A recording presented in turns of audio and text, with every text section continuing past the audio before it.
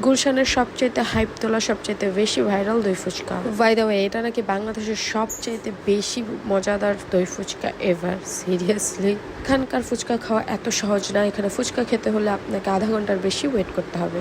এখানে এত বেশি সিরিয়াল যে আপনাকে ওয়েট করার সময় অনেক কিছু ফেস করতে হবে। লাইক অনেকে অনেক বেশি উত্তেজিত হয়ে যায়।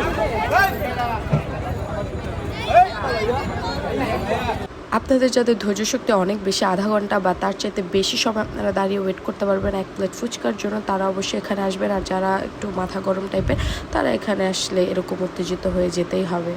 বহুত সাধনার ফুচকা এটা এত বেশি হাইপ তুলেছে যে মানুষ যেদিক থেকে পারছে সেদিক থেকে এখানে যে ফুচকাগুলো ট্রাই করতেছে।